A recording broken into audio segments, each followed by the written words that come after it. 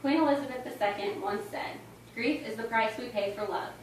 I am not a stranger to grief. It has hit my family hard over the years. I have witnessed and experienced grief of all forms, from the expected elderly and ill to the unexpected innocent child, such as my niece at age 5 months and her mother at 20 years old, who were struck and killed by an intoxicated driver during their evening walk. Grieving following loss through death is the process of coming to terms with that loss. It varies from person to person and is different with each situation. There is no right or wrong way, nor a time limit. What does grieving mean? What are the stages through the process, and what forms does it come in? A wise woman once told me that the only person who thinks there is a time limit for grieving has never lost a piece of their heart. Take all the time you need. That is the best advice I've ever been given in the 24 years of my life. What does grieving mean? Grieving means to mourn or feel sorrow. It is a journey that is characterized in some cases by fatigue, fear, guilt, emptiness, numbness, and it's so much more that you can't really summarize it. It comes all at once, in spurts, and in some cases it never comes at all. When losing someone, a wide variety of emotions and physical symptoms are possible. What are the stages through the process? There are 5 stages of grief that are most common. They are denial, anger, bargaining, depression, and acceptance. These stages are completely normal, and most people of all different backgrounds have experienced them at one point or another throughout their life. Denial is a stage where one tends to block the world out. When it does not feel real that you have lost your loved one, you cannot believe it, so you just don't. Anger will come over you in a way you cannot expect.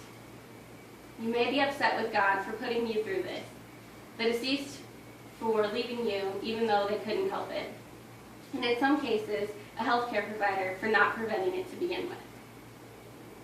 Also, you may be angry with yourself, which brings me to bargaining. You will find yourself asking God all the what ifs.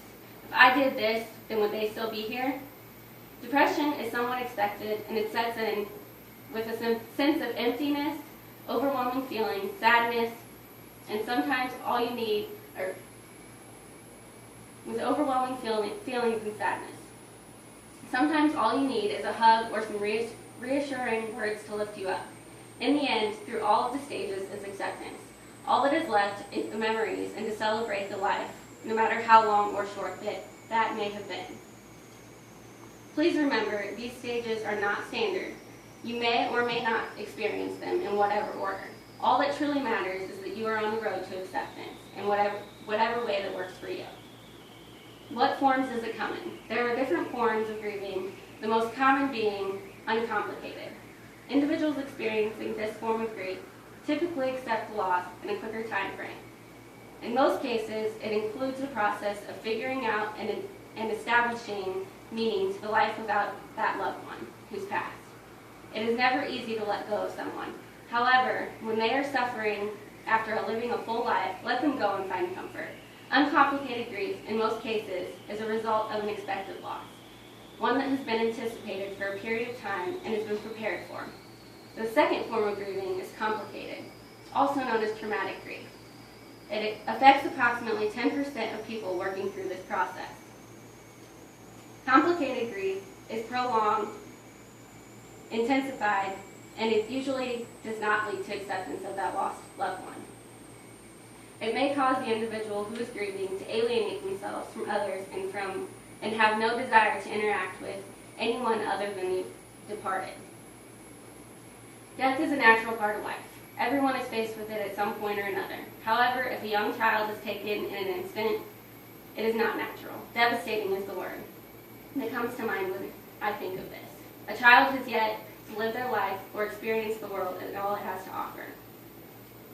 An unexpected or tragic death usually results in complicated grieving, also sometimes including reactions such as depression, anxiety, and post-traumatic stress disorder. For many people, grief is the experience so agonizing and weakening that it feels like an illness.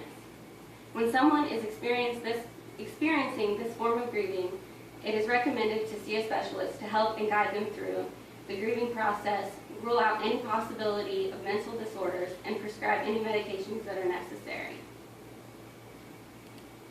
No words can explain the whirlwind of emotions that pass through a family when living through the traumatic experiences and loss of loved ones so young. Most of my family has found their way to acceptance